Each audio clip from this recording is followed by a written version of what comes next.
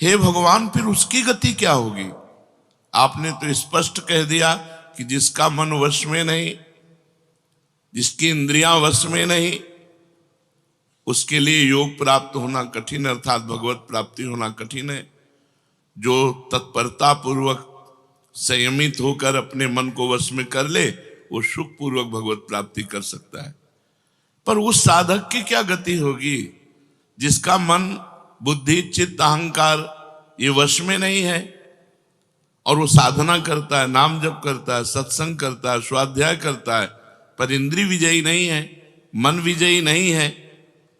अंतिम समय उसकी भगवत स्थिति नहीं रहेगी, क्योंकि वो मन विजयी नहीं है। विषयाशक्ति है, असावधानी है, अंतकाल में मन परमात्मा में नहीं लगा, विचलित हो गया, साधन से हट गया, परमात्मा की प्राप्ति नहीं हुई। तो हे कृष्ण, कृष्ण सबको आकर्षित करने वाले, हे भगवान, आप ही जान सकते हो, इस प्रश्न का उत्तर आप ही दे सकते हो कि उसकी क्या गति होगी। तात्पर्य है कि वो नरक तो जाएगा नहीं, क्योंकि नाम जप करता है। थोड़ा भी नाम जप करता है तो नरक नहीं जाएगा, थोड़ी भी भक्ति करता है तो नरक नहीं जाएगा। अजामिल के प्रसंग में यमराज जी ने अपने दूतों को आदेश किया था कि यदि कोई भी नारायण कृष्ण हरि बोलता है, गले में कंठी बांधे, वैष्णव है, भगवान का दास है, भूल करके मत जाना, तो नरक तो जाएगा नहीं, क्योंकि साधन करता है, नाम जप करता है, पाठ करता है, पर जितेंद्रीय नहीं है, मनोनिग्रही नहीं, इसलिए भगवत प्राप्ति तो होगी नहीं, ये भगवान कह रहे हैं। पर नरक तो जाएगा नहीं, क्योंकि नाम जप करता है, और स्वर्ग की इच्छा नहीं, इसलिए स्वर्ग नहीं जाएगा, और मोक्ष इसलिए नहीं हुआ कि वो मन इंद्रियों को बस में नहीं किया। तो उसकी गति क्या होगी? काम गतिम कृष्ण गच्छति, वो किस गति को प्राप्त होगा? कश्चिन्नो भय विभ्रष्टस् छिन्ना भ्रमिव नश्यति, अप्रतिष्ठो महाबाहो विमूढ़ो ब्रह्मणा पथि।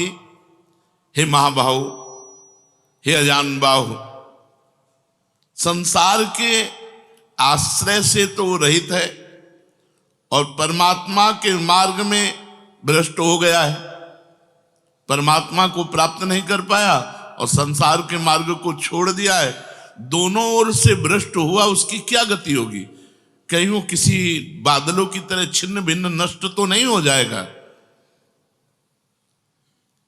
दोनों ओर से भ्रष्ट हुआ, अर्थात संसार मिला नहीं, परमार्थ में भगवान मिले नहीं, तो उसका समय जो परमार्थ में गया, जो भजन साधन में गया, वो सब बेकार हो गया, क्योंकि आपकी तो प्राप्ति हुई नहीं। एतन्मे संशयम कृष्ण छेतुर्मर्हस्य शेषतः त्वदन्या संशयस्यास्य छेता नाहुपपद्यते। हे कृष्ण, मेरे इस संदेह को सर्वथा छेदन करने के लिए आप ही समर्थ हैं, क्योंकि किसकी क्या गति होगी इसका निर्णय तो सिर्फ भगवान कर सकते हैं। इस संशय का छेदन करने के लिए आपके सिवाय इस सृष्टि में दूसरा कोई नहीं हो सकता, इसलिए आप का गति कृष्ण, उसकी क्या गति होगी? भगवान बोल रहे हैं, बहुत सुंदर बोल रहे हैं। पार्थ नैवेह नामुत्र विनाशस्तस्य विद्यते, नहि कल्याण कृत कश्चित् दुर्गतिम तात गच्छति। पहली बात है कि उसकी दुर्गति नहीं होगी, ये तो बस पक्की मान लो। वो नरक नहीं जाएगा, वो स्वर्ग नहीं जाएगा, मोक्ष नहीं होगा, लेकिन उनकी दुर्गति भी नहीं होगी। ऐसा नहीं है कि वो दुर्गति को प्राप्त हो जाए। जिसको अंतकाल में भगवान का स्मरण नहीं होता, उसका कहीं पतन तो नहीं हो जाता? अर्जुन का पूछना था। इस बात को लेकर के बहुत व्याकुलता थी कि बेचारा साधन कर रहा है, इंद्रियां बस में नहीं, मन में बस में नहीं, तो अंत समय भगवान का स्मरण नहीं होगा तो उसकी दुर्गति हो जाएगी। तो भगवान कह रहे पार्थ नैवेह नामुत्र विनाशस्तस्य विद्यते। हे पृथानंदन, सच्चे हृदय से जुड़ा था, भगवान जुड़ना देखते। रहत न प्रभु चित चूक किए की, करत सुरत सै बार ही की। भगवान उसकी क्रियाओं को नहीं देखते, उसके चित्त को देखा, हृदय की बात देखी।